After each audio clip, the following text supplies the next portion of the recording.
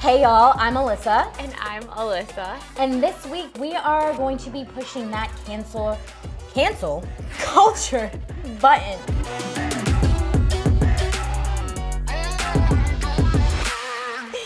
Oh, as you can see, I'm already nervous about it because I'm like, yo, am I gonna get canceled for talking about this? Cancel us, I dare you. Yeah. But yo, censorship. Oh no, cancel culture. Censorship will be a different topic. I know they go same but different. Yeah, totally same but different. But I feel lately like we have been like as a society so quick to cancel people, like, and there is no, in some cases, no like coming back from that. There's no grace. There's no anything. It's like you're done, and your whole life is like uprooted, like gone. And there's, and it's interesting though because we tend to agree there are some things. No, there is no coming back from that. Like there are certain categories that fall into like pedophilia or in sexual assault and like violence and abuse that is just absolutely not okay. And so we're not talking about that. But in terms of when people speak out of arrogance or like misinformation, ignorance, like the rate in which everyone jumps on them and is so quick to be like, nope, you're done. Your career's over. Like, we're boycotting you. I'm like, yo, wait a minute. We are too quick to jump to conclusions. Mm-hmm. I mean, that's not new. But like taking that to real life, like we are so way too quick for what's fair. Yes. And I'm like, quote unquote, what happened to grace in terms of, I get that people, and most of the time it is unintentional when someone gets offended. Yes, like we're not talking about the exceptions. Like, yes, there are those fucking assholes out there. There are those racists out Trolls. there. Like that they exist for sure. That is different. But like we're human beings. Like we make mistakes and we are capable from growing and learning from them. Or even oh man, I had a whole story, y'all, and it totally just. There's the meme that someone created or like sent around. There was a man who worked at a factory for like he was close to retirement. That he made the like. Oh Jesus! I even get nervous making this symbol. Like he made like someone caught him making a derogatory symbol, and if I understand correctly, that is related to the KKK, and because of that, it circulated around to his employers, and he lost his job. Like family man, like working at this company for X amount of years, and his whole life was over. He's been interviewed and now he can't find a job because now he is deemed and labeled as a racist and like affiliated with the Klan, and I do believe that he is Mexican, and it's like the fuck, like what are we doing here? And like I have a lot of questions. Like it just doesn't. Some of them do not make sense in the rate in which we are canceling or trying to find conflict in things that in my brain I'm like, how is this what we're concerned about right now? How is this the issue when like there are other parts of the world where like in Afghanistan, like women are worried about, like people are worried about their actual safety, but you got your feelings hurt over something someone said? Okay. So it baffles me. It makes me very uncomfortable because I feel as if there's an element of our free speech that is no longer free. Because God forbid you offend someone with your own opinion, which may or may not be correct, right? May or may not be factual, but like that's how your brain operates. Yeah, I think we for sure are seeing too many people get upset, and it's like the loud majority that like is too loud, too quick, because I don't know, I'm projecting, but maybe they have too much time on their hands. Like, you know what I mean? Like there's definitely things that I like become Karen about. Because I don't know, I'm a white lady. Like, it is what it is.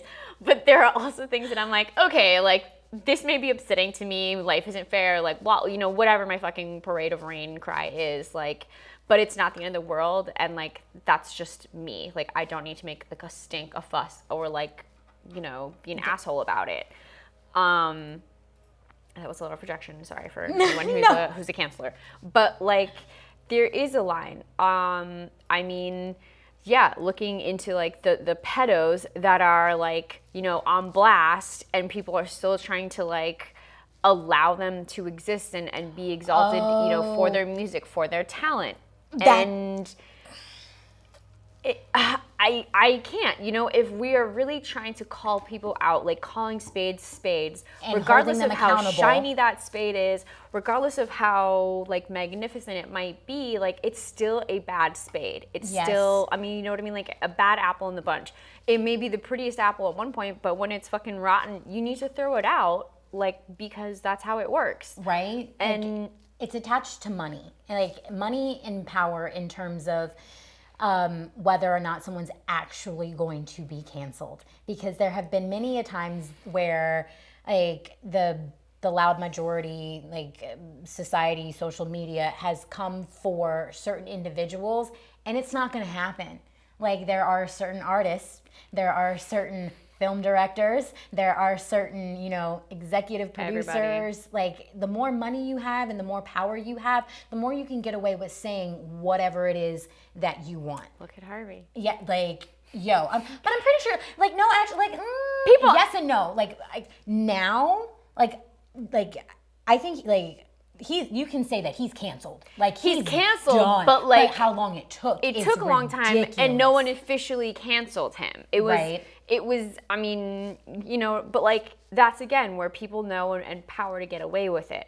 But it is easier to cancel the smaller apples along the way, or the smaller like stones along the way, whatever. Because they're not going to fight back, because they can't. They don't have the resources to do so. Yeah. Like, and I can't imagine like what trying to come back from having your reputation and having your career, like that rug pulled from under you, when you don't have the same power as someone like Quentin Tarantino or fucking Drake or Chris Brown or fucking yes, like so many, like, okay, just their PR is probably like, okay, just let it die down, let it cool off. I mean, that's like, good PR. Yep, we don't admit to shit. Like, and it hurts, and but it's also, I will own my part in this. Like, it's also on us, like the consumers of their content. Yeah. Like, we allow them to get away with some of this behavior by continuing to consume their content, purchase their products, support them. Yes. Yeah. Like, so, like, yes, like, we're saying this, but like, we are also a part of the problem to a certain element of it. And it's like, well, fuck. Like, we're damned if we do and we're damned if we don't. Like, what, like, so I forgot R. Kelly. Anyway, I just realized, I was like, I'm missing an artist. I'm missing something. I mean, Tory Lanez is another. Yeah. Like that, I loved his music, but like, I'm also like, I'm not. That's where my cancel. Like, I don't need to like blast it on Instagram. Like, but like, I'm making the choice. Like, there are a lot of people that like, I have tried to make the choice, and I'm like, but I'm not gonna be like a loud person about them, because I also am like, there's some people that you know about, and it's up to you if you're gonna continue to contribute to their success or not. But like, also, I hate when people are like shoving cancel this down my throat. Ooh. So I like finding the balance of like, how loud do we cancel?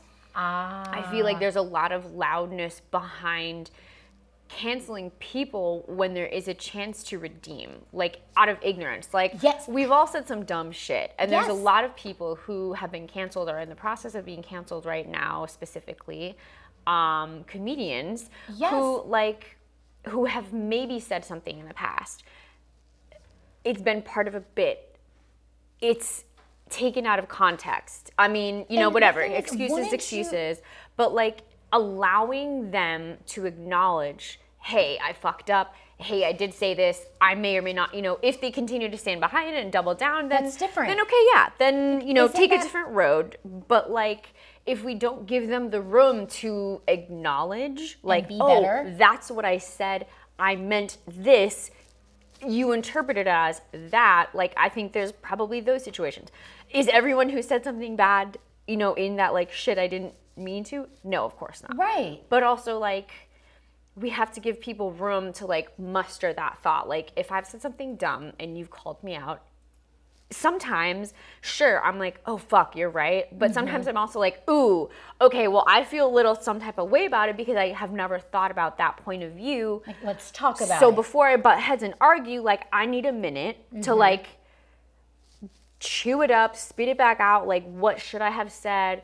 Why did I say it that way? Like, and Where then did we it come can from? we can come back to the conversation and then say, like, I can go, actually, what I meant was this. I did not mean to say, you know, that way. And then, but if you, if we don't give someone the chance to do that, if like, we just cancel, like, in my brain, I'm like, this just 111% makes sense. Isn't it better for everyone, for that person to grow and learn and serve as an example, instead of like, no, you're not allowed to say these things and it's wrong, and so it's gotta go. It's gotta be pulled from the air. You are a bad person.